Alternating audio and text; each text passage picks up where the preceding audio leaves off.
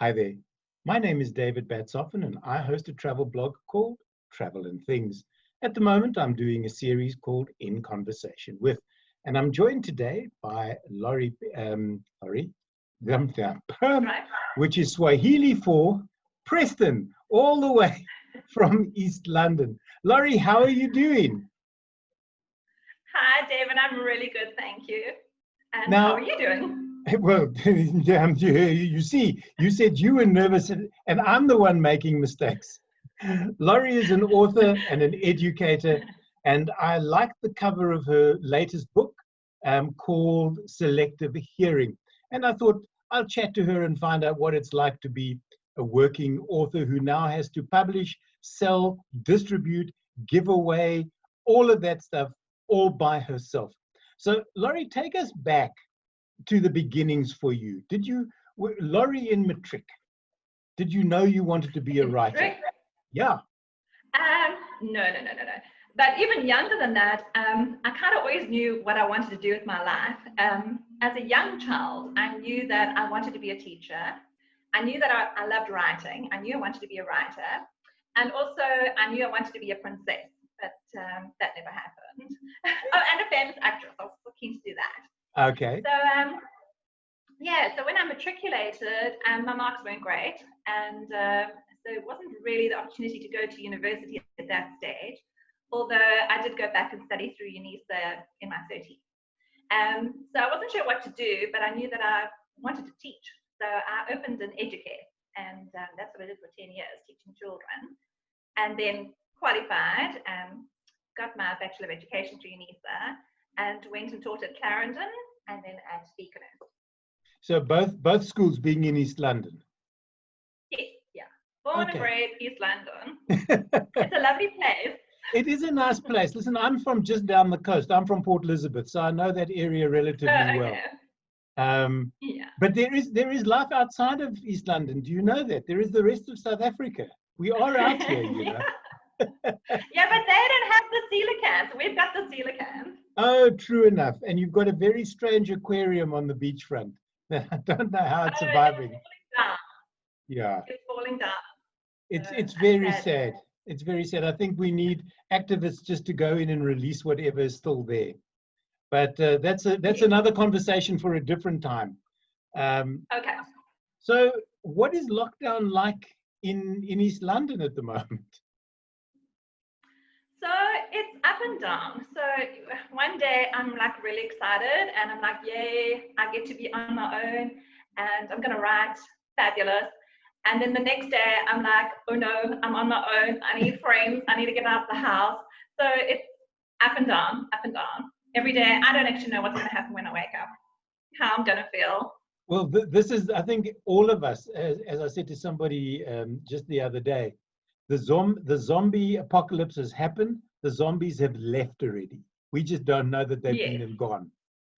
But I think a lot of people, when the first 21 days was announced back in March of whatever the year this is, 2020.1, I don't think there'll be a 2021. It'll just be 2020.2. And that's how we'll move forward. I think a lot of people thought, aha, now is the time to write that book I've always longed to write, because I'm going to have 3 weeks of uninterrupted peace and quiet. And I don't think that happened for a lot of people, Lori. I think by day 3, they were going, nah, book schmuck, we don't need to write. Who's going to buy it? Yeah, I agree with you there. I mean, that was exactly one of my feelings as well. I was gonna, and I did. I have gotten quite far in lockdown. I've been working on my my second adult fiction, and I got to 25,000 words. So I have been writing, but I also find as a writer you need mental energy. Yeah.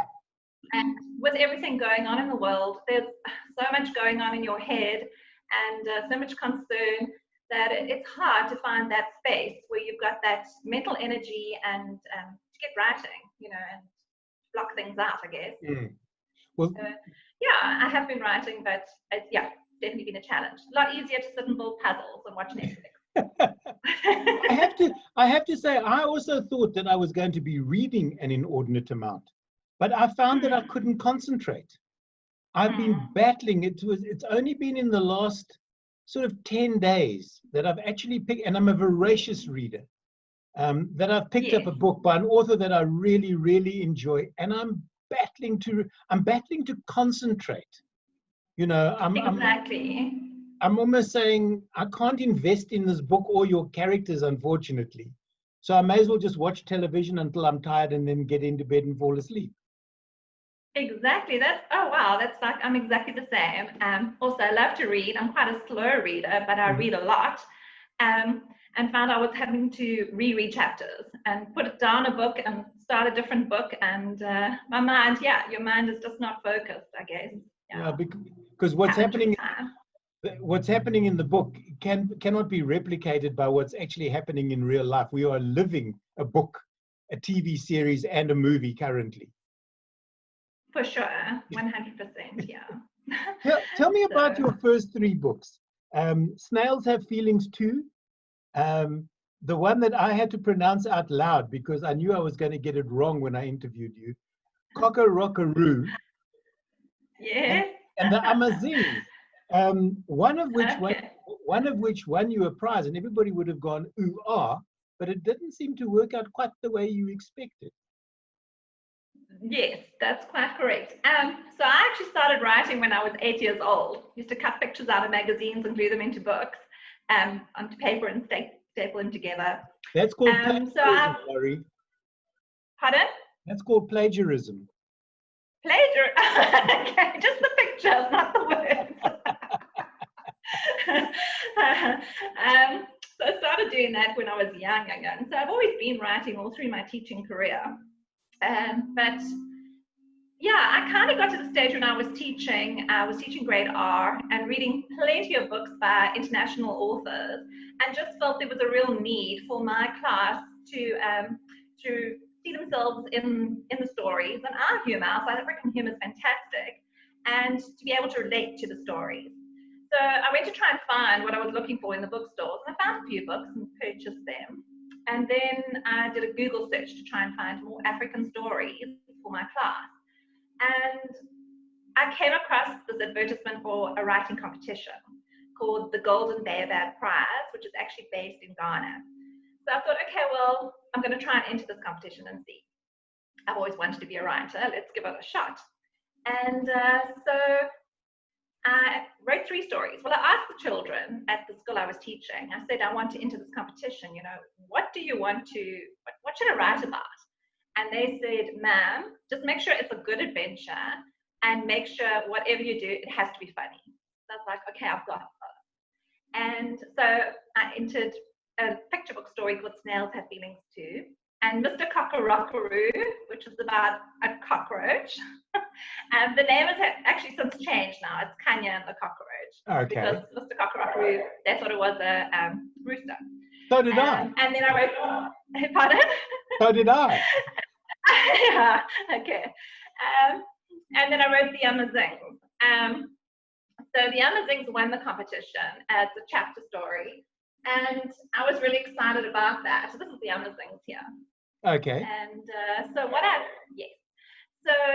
with the story, it was great.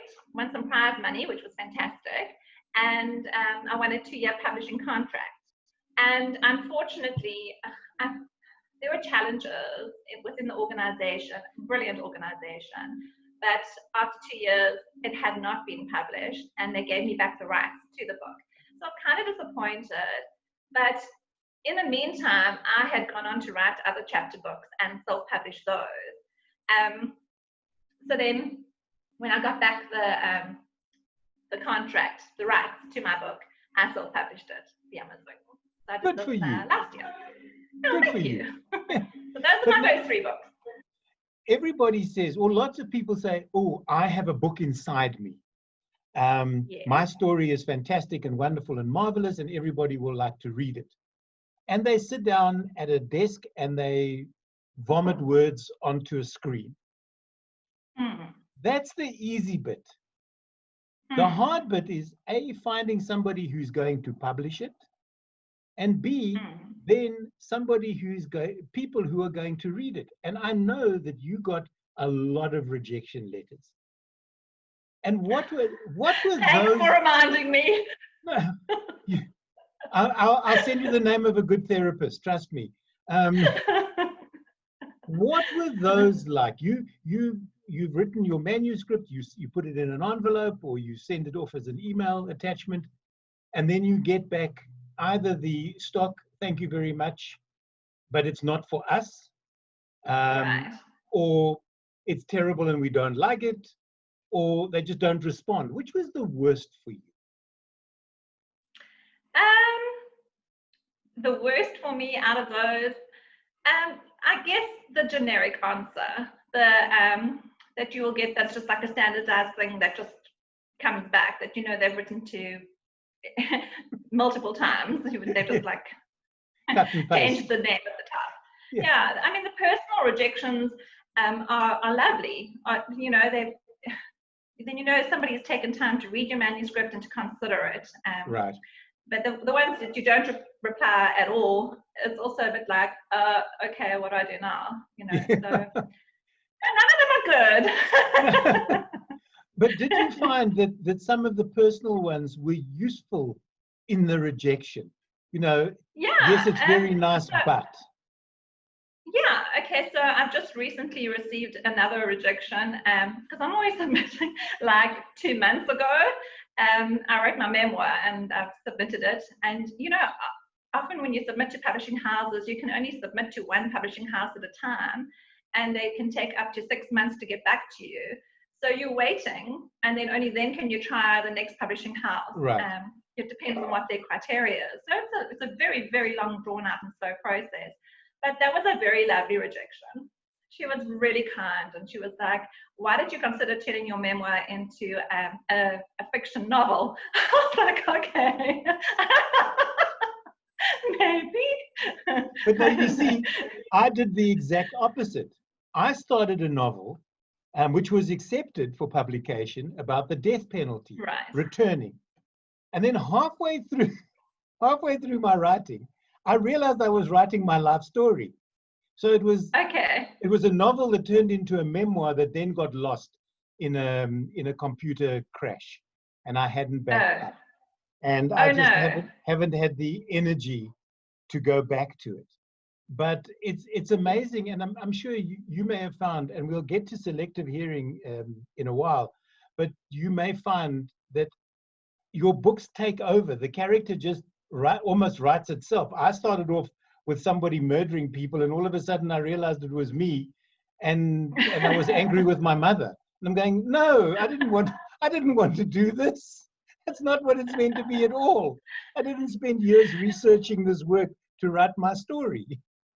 Yeah, okay. I guess I kind of like that. I'm not very good at plotting. I know many authors do it, plot from beginning to end your whole storyline. I kind of like to see where it goes. I kind of have obviously a basic outline of where I'm going, but then I like do you then allow your characters just to take over and let them let their voices be heard? Absolutely, yeah, definitely. I definitely do that. But then, have you ever had a character that has taken you on, so to speak, and you go, no, that's not what I want to be saying. These are great art children. I'm not letting words like that come out of your mouth. No, I haven't had that happen yet. Maybe that'll still come. That hasn't happened for me. So of your, have you framed any of those rejections and sort of hang them on a wall as an inspiration? No, but I do have them in a folder. So one day, I'll be like, okay, well, here it is. You rejected this book. Yeah, it's like the music producers. That being said, I do have a book that has been bought out by a publishing house, right? Which was really exciting. Yeah. So this chapter book, titled The Space Dude, was published through Lapa Publishing House. So despite all the rejections, what I can say to encourage authors out there or writers out there, just don't give up. Just keep going. Just keep going. It's part of the process, and it's not easy. It's tough, but just keep going. You know. What is a chapter? Yay! What is a chapter? What is a chapter book? You keep referring to it. Okay, so a picture book is about 500 words, and it's got pictures in it. A chapter book, I think it's between like 7,000 to 9,000 words. Okay. And it's like that. Okay. All right. Unlike a novel, which is just 80 to 100,000 words and no pictures to help you. Correct. Although mine isn't that many words. When I submitted that novel to a publishing house, I sent them 4 chapters and an ending. And they bought into the idea on that. So I said to them, yes. Could I have an advance? I mean, I'm talking a long time ago. Oh. And they went, that's not quite how we work, David. What you do is you give us another 80,000 words between chapter 4 and the end. And then we'll consider giving you some money. They're very wise. They are indeed. They are indeed. I didn't know. I thought they would just throw money at me and then I could write, you know, be a paid author that could take years to finish the book. I didn't realize there was also a deadline attached. Yeah. Publishers want deadlines. For sure. So what is it like doing everything yourself now with the new book? You're sort of a publishing house, distribution network, everything. It is exhausting because I love to write. Writing is my passion and writing makes me happy. And I'm working on a new adult fiction at the moment, and all I want to do is get back to it. And that's my happy place. Right. But obviously now, you know, I have self-published Selective Hearing. Obviously the rejections came in for this book as well, and I really believe in it and feel passionate about it. So I was like, you know what, I'm just gonna do it. I feel that strongly about the book. So now it's at the stage where I've got to distribute it and I've got to market it myself. And it's easier with my children's books, so much easier, because with them I go into the schools. Yeah. So I go into the schools and I've got the Amazons and I've got Trixie, and I go in and I do free literacy workshops with the children all around South Africa. I've been to so many schools, and that's fantastic. I mean, I love it. That's really exciting. And there, it's easy to sell books. Although that being said, I never know what's going to happen when I walk into a school. So I could sell 100 books, I could sell no books, or I could end up donating books. So you never know how it's going to go, but it's all good. But in that way, my sales can come through. So with these books, okay, well, Table, this one has only now been launched in March with Lapa. But with these books, I've sold, well, just over 7,000. Okay. So it goes really well at the schools. Yeah. But now with my Selective Hearing, it's an adult fiction, so it's all very new to me. And you can't just walk into a bookstore and say, bargain books and saying, it doesn't work like that. I wish it did. It's a hard process. It is indeed. It's really hard. And I mean, you can try and build up a rapport with the independent stores, and which I've managed to do, and some very kindly listed Selective Hearing. But with your chain stores, you need a distributor. Yeah. And then once everyone's yeah, because there's cogs and there's politics and there's all sorts of things. Because I see, and I'm so glad to see that Fogarty's in Port Elizabeth is still going. Yes, yeah. Teresa, she's amazing. It was my old that and Alford's were my 2 go-to bookstores when I was growing up in Port Elizabeth. Okay. I loved it. They've been I there really for years. did. There is a thing. There is, for me anyway. There is a thing about holding a book, the smell of the paper, the feel and the texture of the paper and the book, the way the light plays on the pages if you're reading it. Sometimes it's difficult to read a magazine in bed because the pages are reflective almost, and you want to say use cheap paper, so that it doesn't bounce off. Are you finding that people are you presenting your books both as ebooks and hard copy, or at the moment only hard copy? Only hard copy for now, because you see, everything costs money. So to have this converted to an ebook, the quote came in, I'll just tell you, it came in at 7,000. And one of my books I had already converted to an ebook on Amazon through Kindle. And I think I only ended up selling like 40 copies. Yeah. So I was like, I'm a bit nervous to outlay that money and don't see a return. So Yeah. not yet. Not yet. Because I always worry, I always feel for authors, and authors who are not well known, who present maybe a first novel, and then they get to do the bookshop now wants you to do a book signing, and you're sitting there at the desk with piles and piles of books, and one person walks by, looks at the cover and goes, no, I don't think it's for me. And you've now sat there for 3 hours and you haven't sold a single book. Yeah, it's really tough. You know, I heard from, I don't know how true the story is, but I heard from a publisher in the industry that a published book, even through a big publishing house, like an author can maybe hope to sell sometimes like 1,000 books in the entire lifespan of that book. So it's not huge numbers that South African authors are able to sell, you know, and there are only a few that can get that bestseller status. Yeah. I guess we'll see. Well, there's always hope, you know. There's always the next person to fill the shoes. Oh yes. You know, you can't Exactly. give up, because there are people. Oh no. Well, that's okay. Sure, because otherwise it would be really, really hard for new writers, or like you now. It's first time into adult fiction, Right. And it must be really. You sort of go, all right. I wonder if anybody's going to read this. Because they know me for writing children's books. Now I've stepped out of that milieu or genre, and now I'm writing for a different demographic. And you've got to start them all over again, basically. Exactly. So with the chapter books, it was going, this year I had so many schools booked throughout the country and so many book tours, and I was so excited. I was ready and had books printed, and then, well, you know what happened. And then March the 27th happened.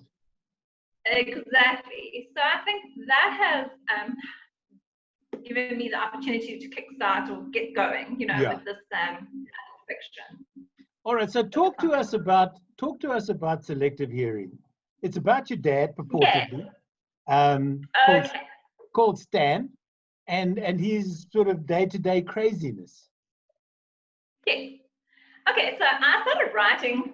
I keep holding this up, but I'll put it down. It's fine. So I started writing. It's called merchandising. So exactly. I started writing Selective Hearing when I was 12 years ago. Okay. So what happened was, my father is completely crazy, and he gets up to all these crazy antics. So I started some of them are witnessed, and others he would tell us about. So I started writing them into stories. So as a teenager, I was a massive fan of Fawlty Towers. I loved that comedy, and my brothers and I used to reenact the scenes. So my father and my younger brother they are audiologists, and they hearing aid acousticians. Acousticians. My wife is hearing impaired, so I know what they are. Okay. Yeah. Hence Selective Hearing.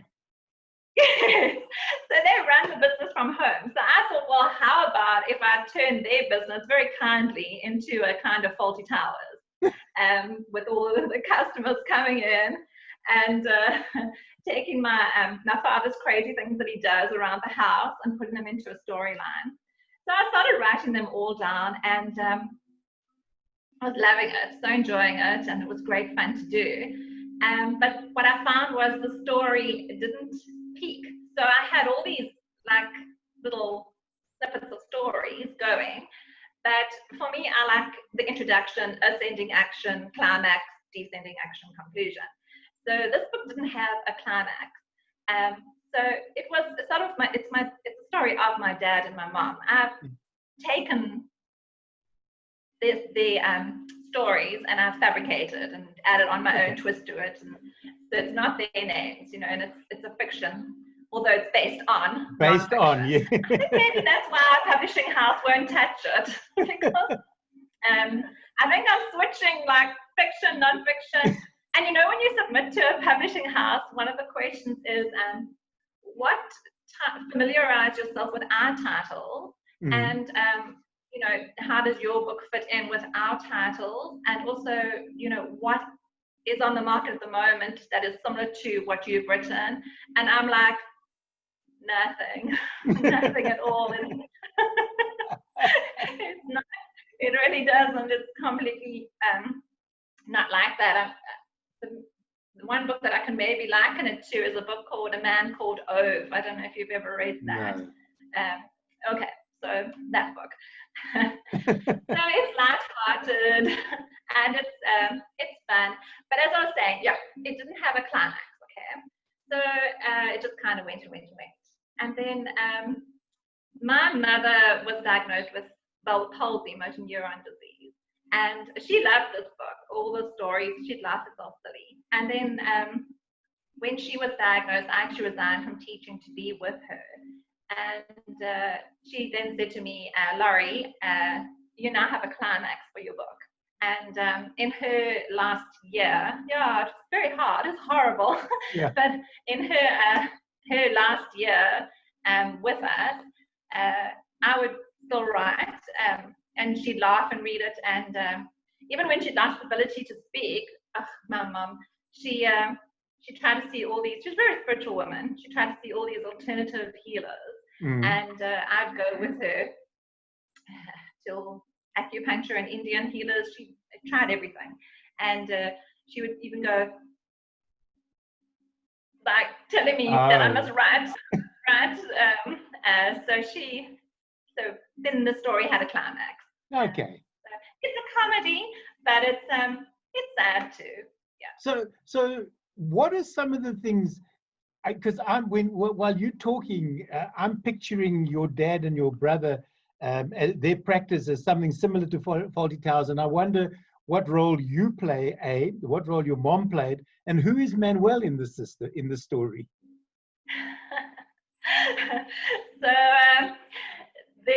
I guess my brother could be Manuel, and my mom could be what's her name? I want to say the wife or the receptionist. The wife. Yeah. The wife. Yeah. I guess Brandon is maybe more like Polly. Well, Clive in the book is more like Polly, my brother. Yeah. And then my dad and my mother have a gardener. And so I think Gardner is the gardener Charlie. He takes the role of Manuel. Okay. So what are some of the things that your dad has gotten up to over the years that have made you want to sit down and record this? So my dad is of the opinion that he can fix anything and everything. Okay. He really cannot. Don't tell him I said that. But so he doesn't, and he doesn't want to waste money on anything. So he doesn't believe in paying for a plumber or electrician or a tree feller or anything like that. He can do it himself. He can fix it. So he really can't. But he tries. So the one time, for example, there was a leak coming from the ceiling. So he said, no problem, he's going to fix this. Gets the step ladder, puts it up, goes into the roof, and a pipe had rusted. And with the spanner, the pipe snapped and flooded the whole of the upstairs. And how he reacted to that. And the sewer was blocked. There was a big rainstorm. And he was like, no problem. I mean, the stuff was bubbling up out of the tap. And he was like, no, he doesn't need a plumber. He's going to fix it. So he got a long wire, and it's crazy what he gets up to. Bit of a crappy chapter that, I suppose. Pardon? A bit of a crappy chapter, that one. Yes, very much so. But there was a generation like your dad that didn't believe in hiring in tradespeople. It's simple. No. You can just washer's simple to replace. You don't realize that you've got to turn off the mains water, and then you just take the top of the tap off, and as you say, all of a sudden you're knee deep in water in a room and you don't know how to switch it off. And then when the plumber does arrive, they spend the first sort of 20 minutes laughing at you and your efforts, and then charge you an inordinate amount because you screwed with their gig. Exactly. And then my father's had an ongoing, like, not war, but he's with the municipality. He's always disgruntled about the municipality, so that also always comes up in the book on his reaction to that. So yeah, it's good fun. It's an interesting municipality that you have in East London. Funny you should bring that up. But I'm not going to go into that. No, don't bring that up. You will be run out of East London, and East London tourism will be on, their lawyers will be onto me in a flash. I know. So, okay, keep quiet there. I will do. You've got to learn to pick your battles carefully. Lori, so I know you sold out the first print run. Either sold or given away or gifted, which is great. And I'm hoping that you're going to be able to do a second one, so that people who watch this and go, that sounds like a lot of fun. And I'm sure that there are a lot of people who had a Stan as a father. My dad was one of those. He couldn't fix anything. He couldn't even boil water. He could burn water in a kettle. That's how bad he was. To hang buckets on the washing line to dry, and I've still got photographs of that. Go, why are you putting the buckets on the line? Well, they're wet. It's like washing, that type of nonsense. So where are the books being printed? Are they being printed locally, or are you printing them in the East? They're being printed in Cape Town. Okay. Yeah, and then they get couriered up to me. So I've now, my accountant, aka my lovely husband, wanted me to get another 30 orders before I could print another 100 books. It's very clever of him to do. So that's now happened. So I said, go ahead. Oh, great. So we're printing another 100. So we'll just keep going, Yeah, but that must be so fulfilling as an author to know that, because I saw your post. That exactly. I need to have 30 upfront sales in order to print, and boom, bang, there they are, which is wonderful. Thank you. Thank you. I've got very nice friends. What is the turnaround time? From the printers to me? Yeah. So they take between 5 to 7 days to print the book. Wow. And then it's 3 days, so 10 days I'll have the book. Well, that's pretty good. Yeah. That's pretty good going, given that today's people are very much, I want an instant gratification type of person. I've ordered the book, why isn't it here yet? And you sort of ordered it 10 minutes ago, and they're already on the phone going, I ordered the book 10 minutes ago, it's not here, where is it? Why is there not a courier at my door going, ding dong, your book is here? Yeah. Well, I mean, my goal with this book is to at least sell 300 copies, because I need to sell 300 copies in order to break even on the expense of, the printing costs. And obviously you want to pay an editor, a good editor. My editor was fantastic, brilliant. And also I used the services of QuickBooks Publishing for the layout, because that needed to be perfect. Right. So that's it. So I need to sell 300 copies. Is there I'm sure you will. And hopefully the people who read it will be happy as well. Is there a particular font that they use for publishing that is easy and quick to read? You know what? I've read so many books that have been written by South African authors and printed by South African publishing houses, and it's always a different font. Yeah, no, I wouldn't say there's a set one. I can't even see which one they used in this book. The only one you know that you cannot use is Comic Sans. You can't use Comic Sans for anything. I don't even know why the font exists. Yeah.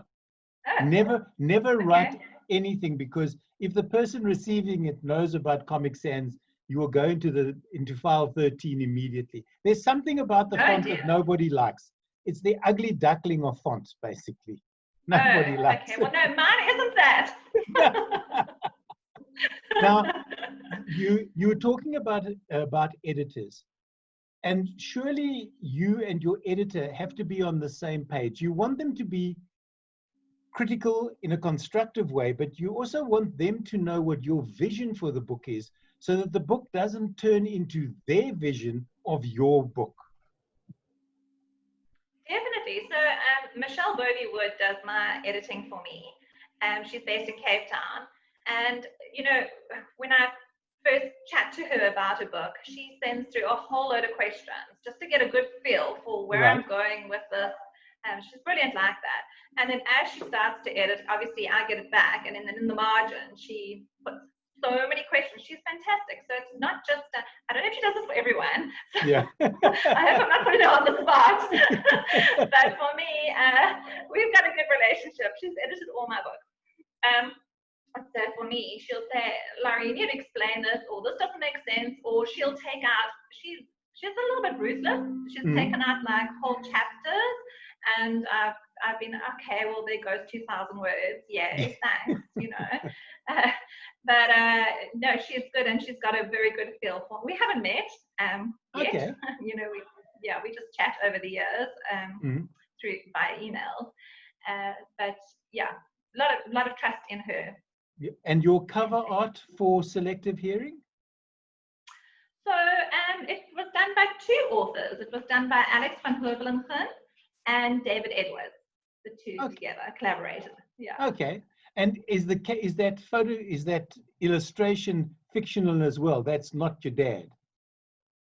It's not my dad, but it kind of looks like my dad. Okay. So if people walk past your dad in the street, they're not going to go, hang on a second, I'm sure I've seen your face on the cover of a book. They might. They might, yeah. And what looks like him. And the next book that you're working on, is this going to maybe feature your family? Okay, so I've written my memoir, so that's busy being rejected at the moment from the publishing houses. Such positivity, Lori. I'm joking. So the new fiction novel that I'm working on at the moment is actually, for the moment, it's called Selective Worship, but that's probably not going to be its name. I'm not going to do a sequel to this book, but that's just what I've called it, Selective Worship. And so over the years, you know, attending church, I've seen some things. And I'm a comedy writer, so I don't know how well this is going to go down. I don't think any publishing houses are going to touch this book either. But I'm having great fun with it. Do you still attend the same church? Because people in that... No. Ah, that's... Is there a disclaimer on the front page going... names and events have been changed in order to keep their real events. Definitely. Well, my dad said he's going to sue me for defamation of character with this book. So I said to him, Dad, you can't do that because it's a fiction. It's not real. It's Stan. It's not you. Don't worry. He enjoyed the book. Oh, well, in fact, Go ahead. When he read it, while he was reading it, he would WhatsApp me. And he was like, wait, you left this out. My dad had like a pet ceremony, a cemetery. Right. So in the back garden, all the pets over the years, he buried them in the garden because, you know, you've got to save money. You can't take them to the vet. You know, you just bury them in the garden. And he said, you forgot to add Jabba and Josie. I buried them too. So I was like, okay, Dad, I'll quickly add it on the final edit. And are you sure that the pets were actually dead, or you just didn't feel like feeding them anymore and hit them over the head with a spade and then buried them? No, probably did. I'd like to meet your dad. I think he could be a lot of fun. Well, maybe like I'm gonna send you the book now, and then once you've read it, then maybe and I can interview him about the book. Yeah. Lori, for people who are listening to or viewing this and then thinking, I wonder if self-publishing is for me. How much do you need to invest? And I'm not talking from a financial point of view. I'm just talking, how much of yourself do you have to invest to self-publish? Well, with the chapter books, it's a lot easier. You know, I mean, this chapter book I've printed locally, and it cost me, I'll tell you how much it cost me, I don't mind disclosing that, it cost me 20 Rand per book to print. Okay. So that's actually really reasonable to do. This is 60 Rand a book to print, so it's a lot more. So that's just for the printing cost, but then obviously, you know, you've got to pay for your editing. That's basically your two big costs that you need to outlay. And then as far as time and just energy, I guess, as if you self-publish a book, you can't just self-publish it and leave it like that, you know. Well, I don't even think you actually can when it comes to books being published through publishing houses. I think authors still need to, you know, promote their own books and chat about them and that sort of thing, I guess. You have books currently in bookstores. Yes, well, Tarbell, the Space Dude, should be in every, I think they say every good bookstore. I think that's how they word it. I don't know what a difference between a good and a bad bookstore actually is, but it is, that's the wordage. I think I'm still learning this industry. I've only been in the writing industry since,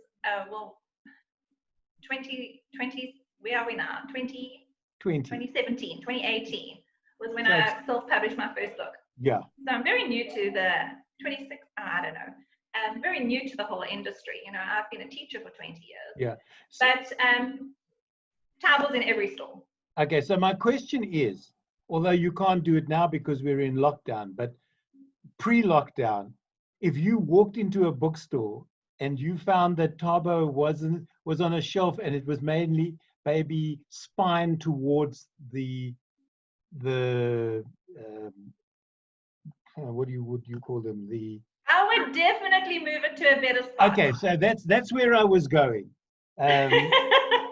People who wanted to purchase the book, because I know years ago I dated an author, and we used to go to the bookshops, look for her book, and then move them. We'd put them in the best positions. We'd put them in different parts of the store where we thought they should be. I do ask the managers. No, we never ask. Oh, no, I do. I always introduce myself and I say, hey, I said, any chance of this maybe going on the counter? And the other thing, although I never did it, but I've asked other authors and they have, specifically if their photograph is on the back of the book. They would stand at a bookshelf and look at the book in such a way that should another person stand next to them, they could see the photograph and the person. And they would say, you know, here's a new book by Bob Smith. I must buy this book. It looks very interesting. And then purposefully look at the next browser to see if they would go, hang on a second, but aren't you that person? I'm so going to do that. I haven't done it. No, you must. You must. Walk around the shop with loudest voice going, I'm looking for Lori Preston's books. Where do I find them? Yeah.